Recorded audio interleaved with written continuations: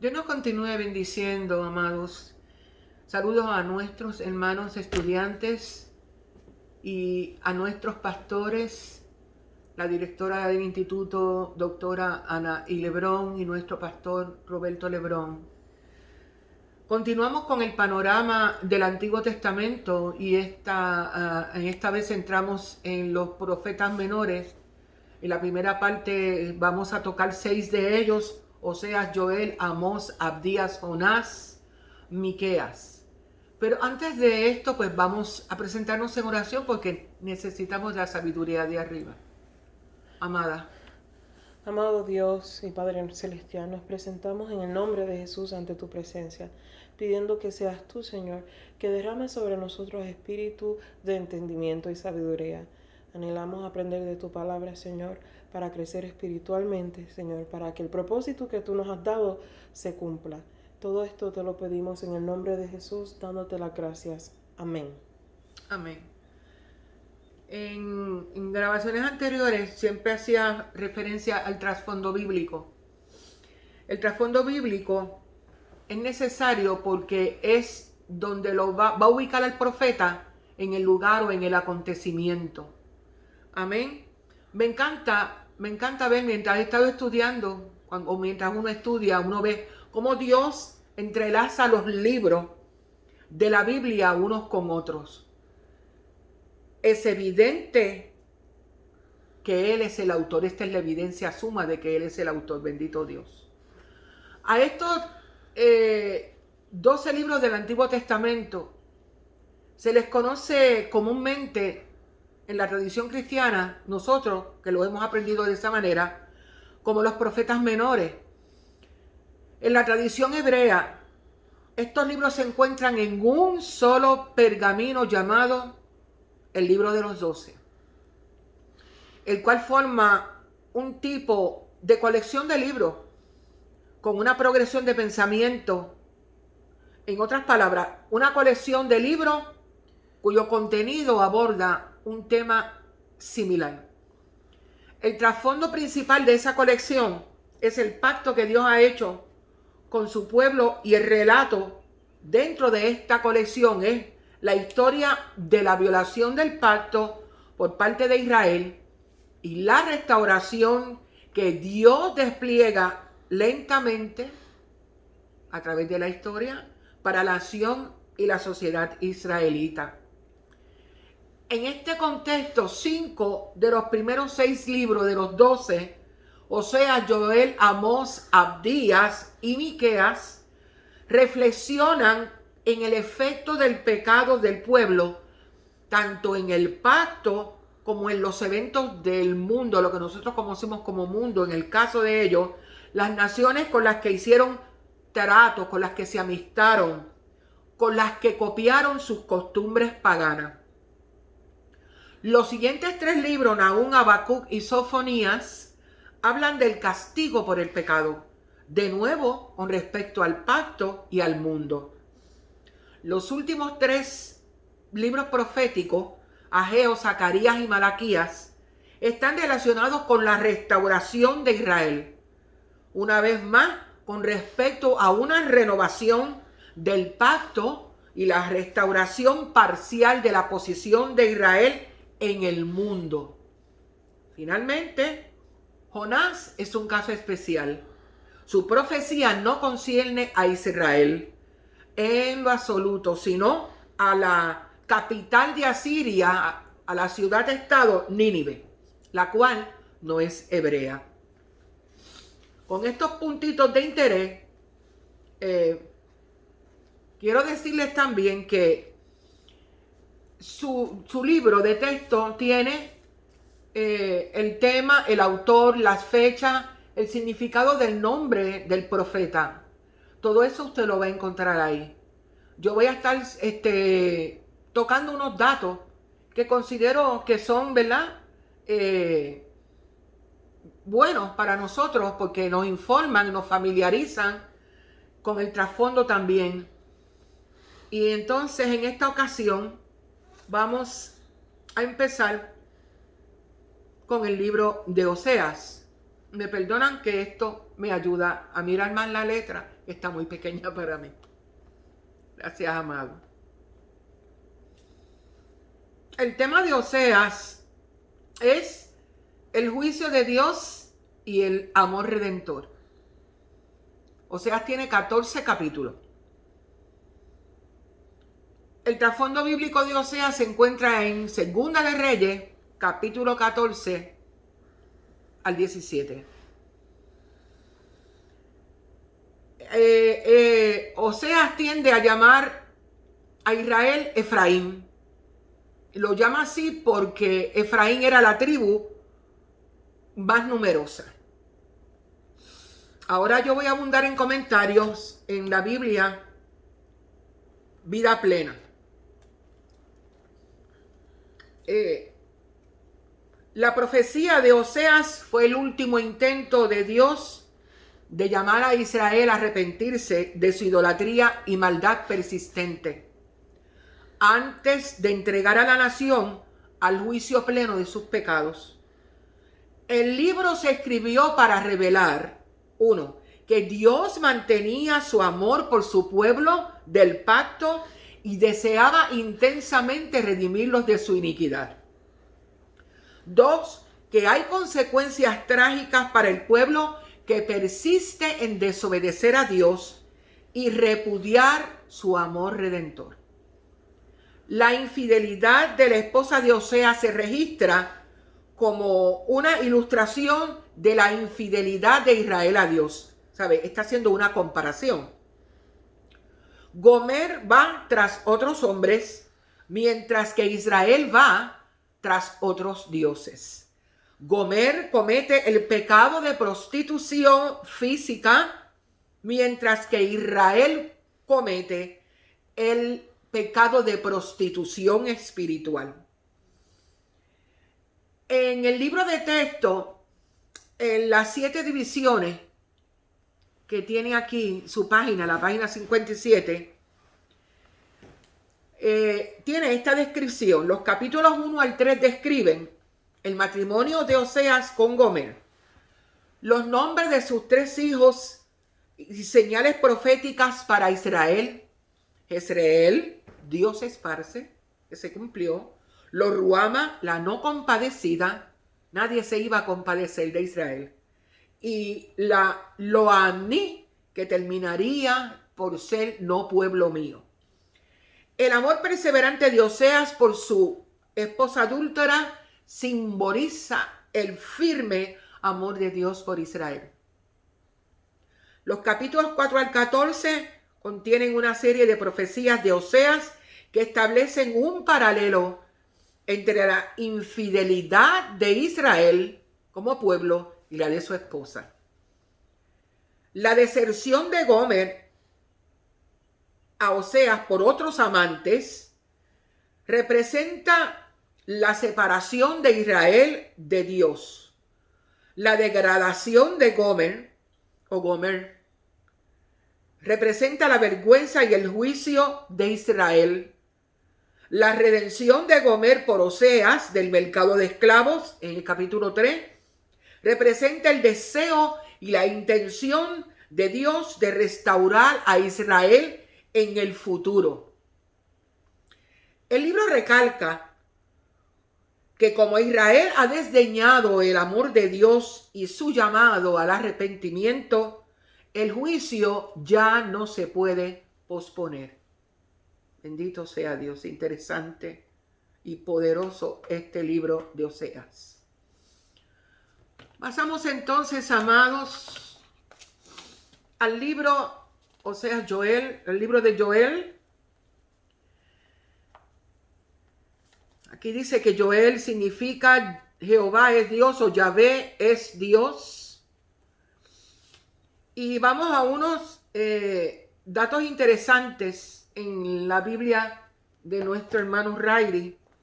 Yo me utilizo estos ayudas porque son esenciales. Y claro está, abundan más en el conocimiento que debemos adquirir. En el capítulo 1 del primer capítulo de Joel, aquí habla de, primeramente en el capítulo 1, versículo 1 dice, palabra de Jehová que vino a Joel, hijo de Petuel. Aquí está hablando del autor de la profecía. Y luego habla del carácter de la desolación. Dice, oíd esto. Es una peculiaridad que tienen, pero del primero al tercer capítulo creo que es. Oíd esto, como que dice, presta atención. Presta atención.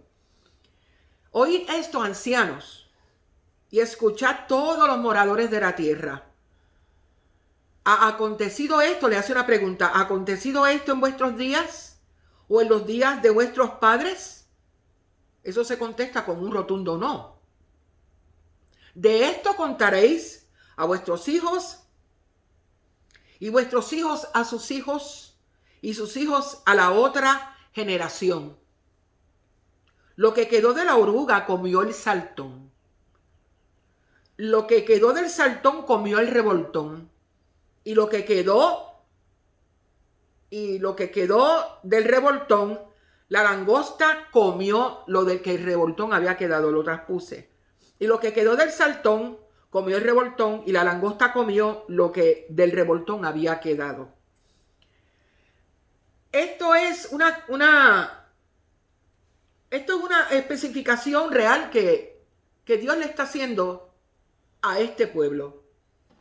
Le está diciendo que vienen 4 tipos de invasiones a ellos. Lo que el primero no hizo, lo que el primero no completó, lo va a completar el segundo. Lo que no completa el segundo, lo va a completar el tercero. Y luego el cuarto, que sería la cuarta invasión, que sería Asiria, finiquitaría completamente a Israel. Bendito sea el Señor.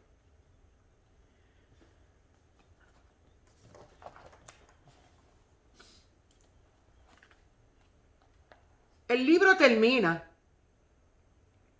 con una poderosa promesa de restauración. Pero yo quisiera leerles una descripción de lo que en realidad hacen las langostas o este tipo de insectos, las variedades que tenga. Y tómenme con paciencia, pero quiero dejarles esta descripción que la encontramos en el libro de nuestro hermano Meyer Perman. Quiero leerles esta descripción. La encontré bien interesante. Y dice así: la tierra sobre la cual los ejércitos de insectos pasan asume la apariencia de esterilidad. Bien la llamaban los romanos las quemadoras de la tierra, lo cual es el significado literal de la palabra langosta. En su movimiento cubren el suelo de una manera tan completa hasta ocultarlo de la vista. Y en tales cantidades que a menudo toma 3 o 4 días para que pase esta poderosa plaga. Cuando se ve a distancia este enjambre de langostas que avanza, es semejante a una nube de polvo o arena, alcanzando unos cuantos pies sobre el suelo, según los millares de insectos saltan hacia adelante. La única cosa que momentáneamente atrae su atención es un cambio repentino de temperatura. Cuando hace frío, el frío las entumece y las pone menos activas. También se están quietas durante la noche, hormigueando como abejas en los arbustos y paredes hasta que el sol de las mañanas las calienta y las revive y las capacita para proseguir con su devastadora marcha. No tienen jefe, como dice Proverbios sobre la hormiga, no tiene capitán. Ve a la hormiga, oh perezoso, mira sus caminos y sé sabio. Sin embargo, no dudan, sino que avanzan en hilera cerrada hacia la misma dirección por un impulso irresistible. Y no se vuelven ni a la derecha ni a la izquierda por ninguna clase de obstáculos. Cuando una casa se interpone en su camino, suben, pasan sobre el techo y si hay puertas o ventanas abiertas, ellas entran.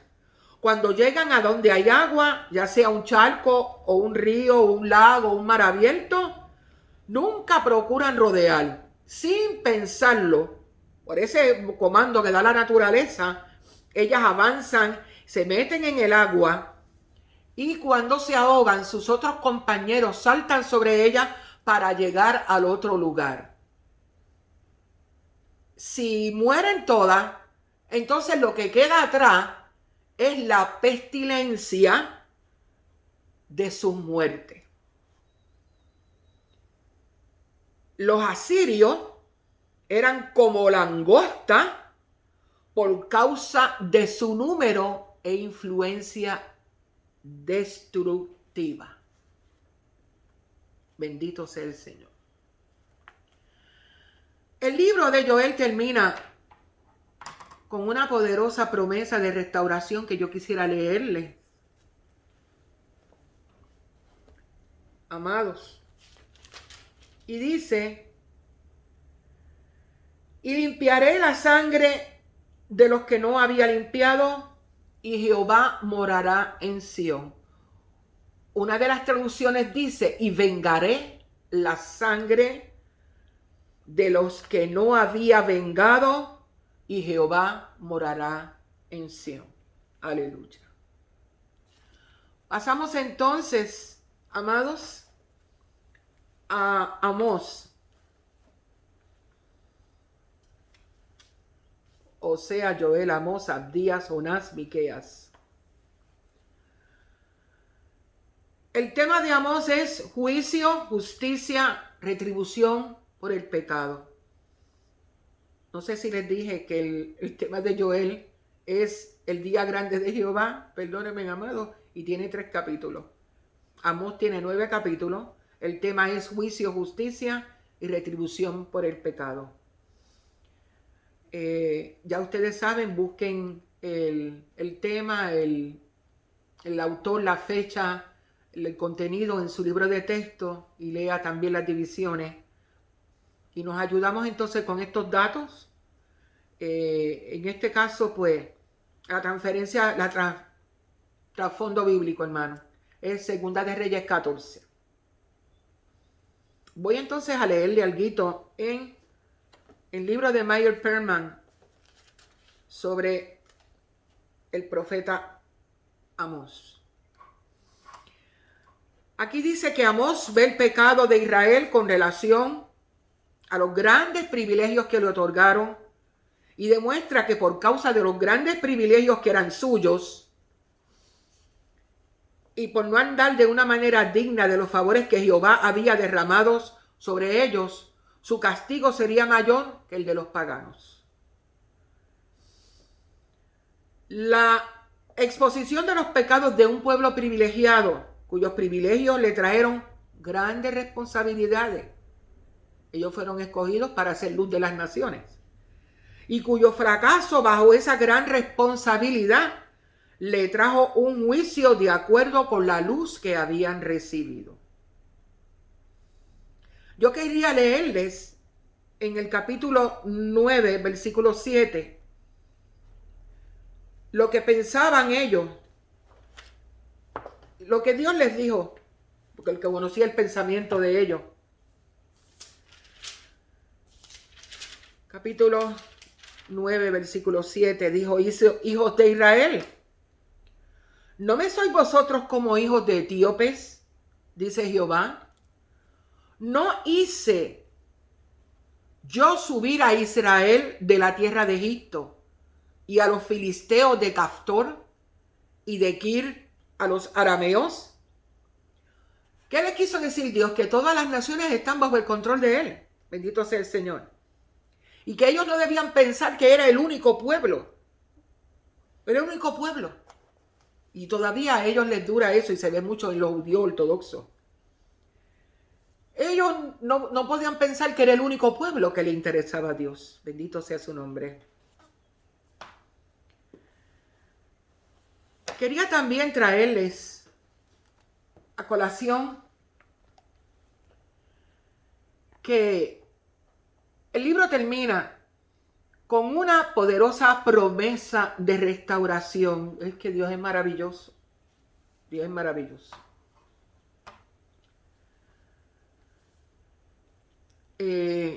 Vámonos a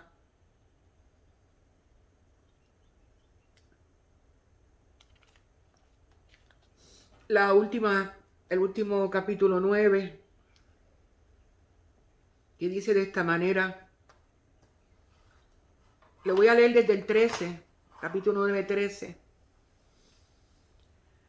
He aquí vienen días, dice Jehová, en que el que ara alcanzará al segador, y el pisador de las uvas al que lleve la simiente, y los montes destilarán mosto, y todos los collados se derretirán, y traeré del cautiverio a mi pueblo Israel, y edificarán ellos las ciudades asoladas, y las habitarán, plantarán viñas y beberán el vino de ellas, harán huertos y comerán el fruto de ellos, pues los plantaré sobre su tierra, y nunca más serán arrancados de su tierra que yo les di, ha dicho Jehová, Dios tuyo.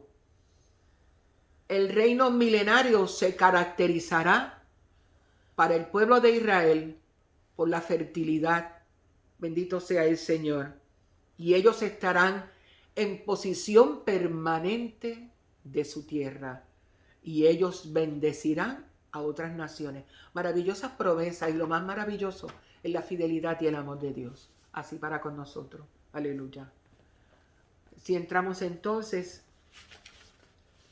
a Abdías.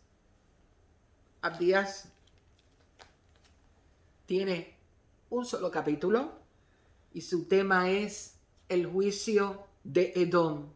Los edomitas son descendientes de Esaú, hermano de Jacob, llamado más tarde Israel.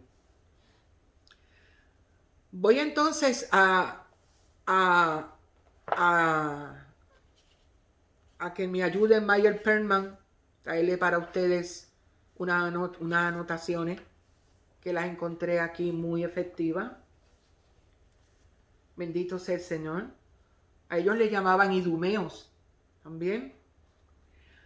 Y eran un pueblo orgulloso que con amargura y resentimiento siempre buscaban la oportunidad de perjudicar a los descendientes de Jacob.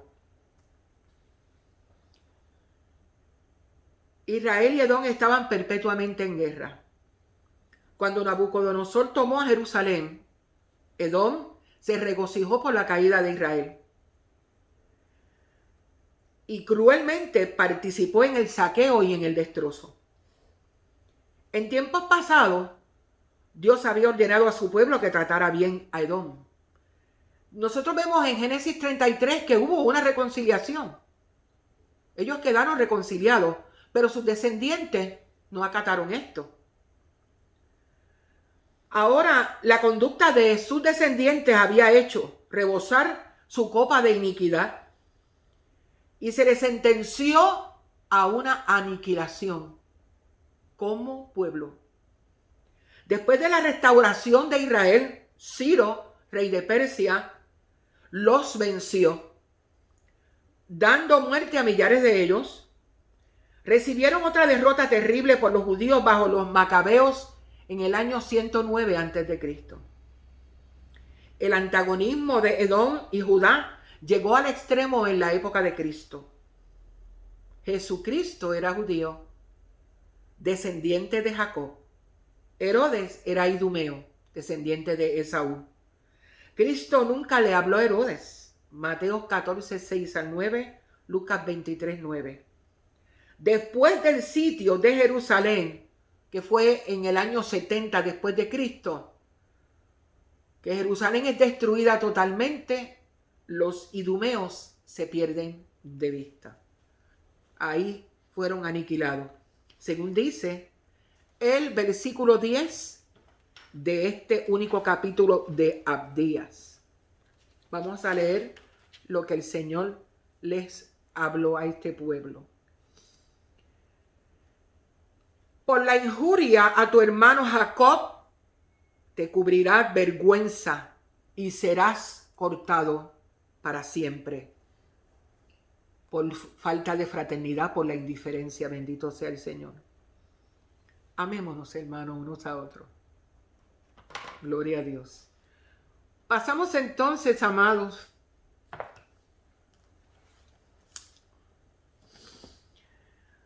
al libro de Jonás.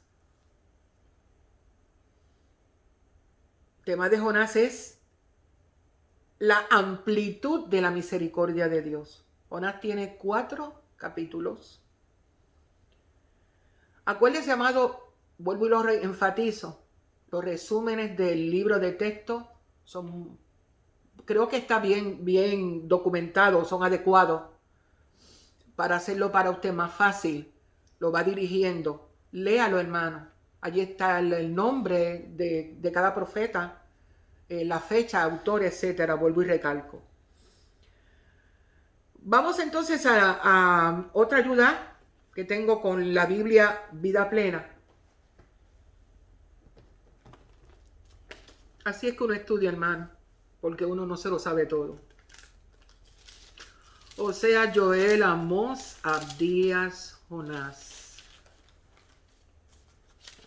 Me imagino que ya tienen las 5 divisiones.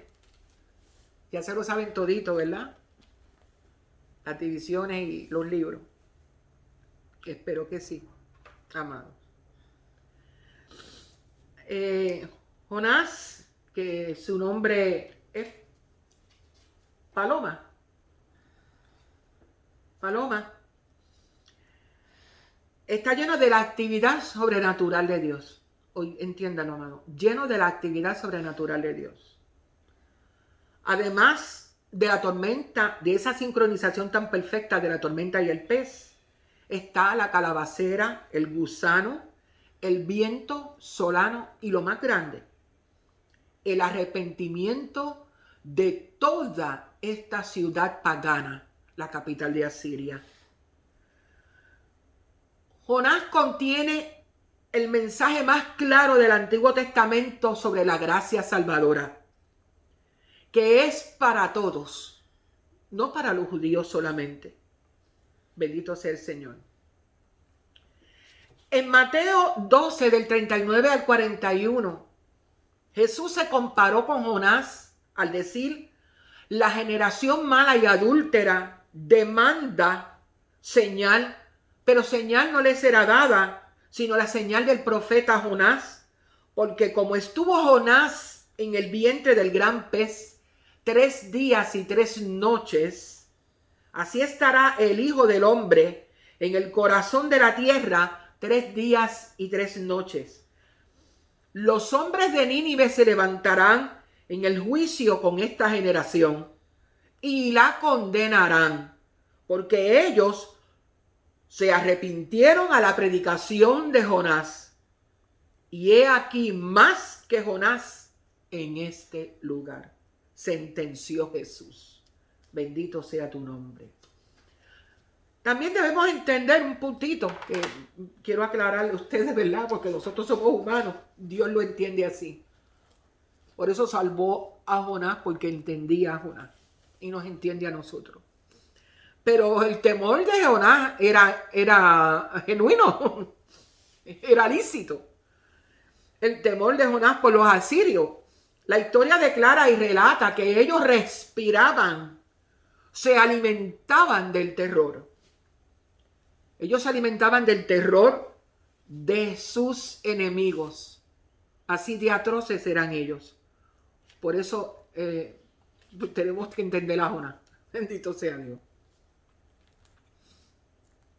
Por eso muchos no quieren ir a predicarle a los musulmanes. Ay, por no morir decapitado, usted tiene que ser Dios nada más. Bendito sea Dios con el llamado. Entramos a Miqueas, que tiene 7 capítulos, y su tema es el juicio y la salvación mesiánica. Miqueas es contemporáneo del profeta Isaías. El trasfondo bíblico del libro de Miqueas se encuentra en Segunda de Reyes, del 15 al 20. Vamos entonces a la ayuda para los datos en la Biblia Vida Plena. Bendito sea el Señor.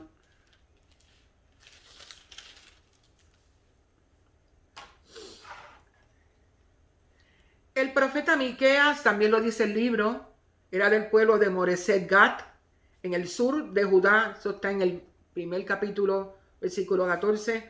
Una zona agrícola productiva a unos 40 kilómetros al suroeste de Jerusalén.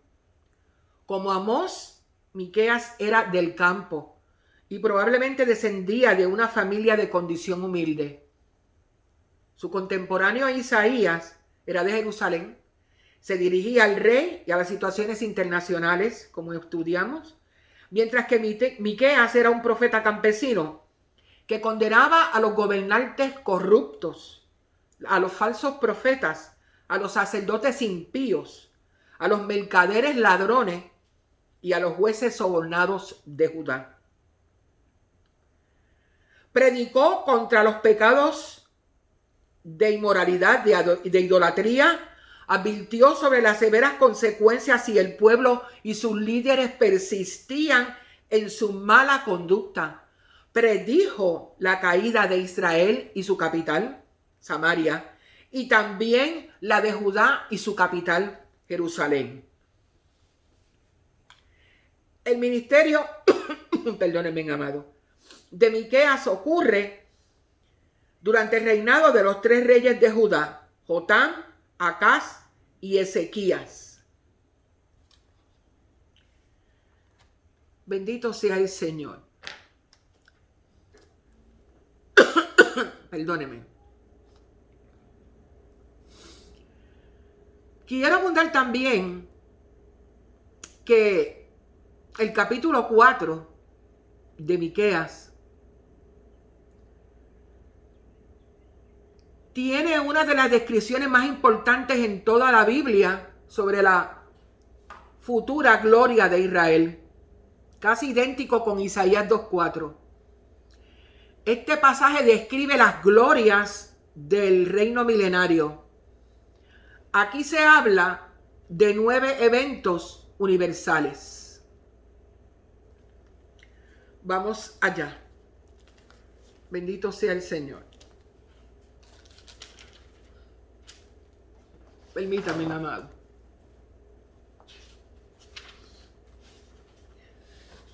Aleluya.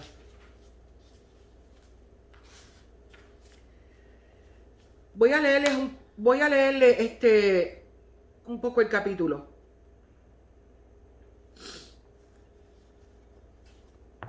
Capítulo 4 de Miqueas dice: acontecerá en los postreros tiempos que el monte de la casa de Jehová será establecido por cabecera de montes, más alto que los collados, y correrán a él los pueblos. Vendrán muchas naciones y dirán: venid y subamos al monte de Jehová y a la casa del Dios de Jacob, y nos enseñará en sus caminos, y andaremos por sus veredas. Porque de Sión saldrá la ley, y de Jerusalén la palabra de Jehová.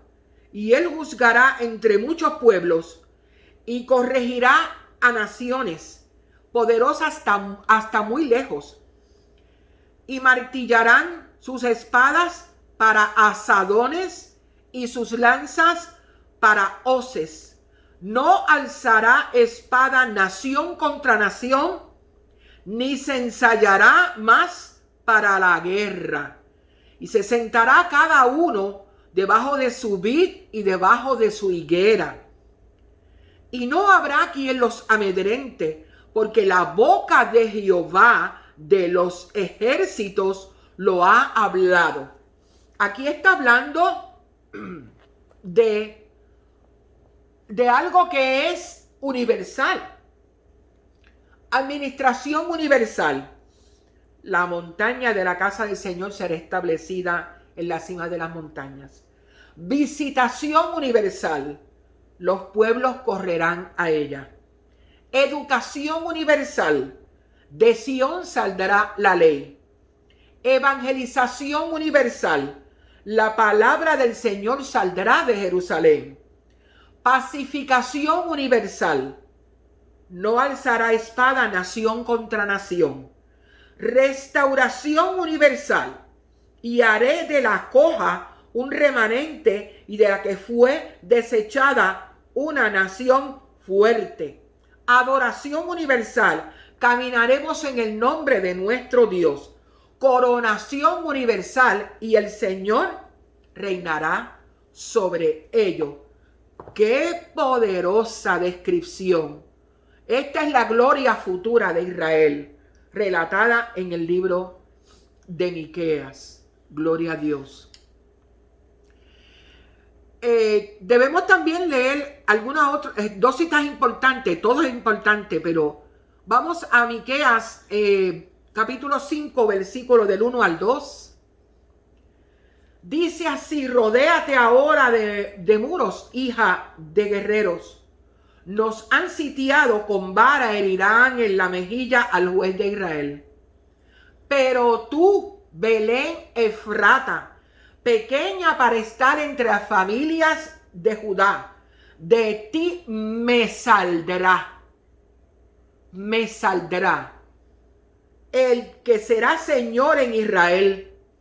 Y sus salidas son desde el principio, desde los días de la eternidad.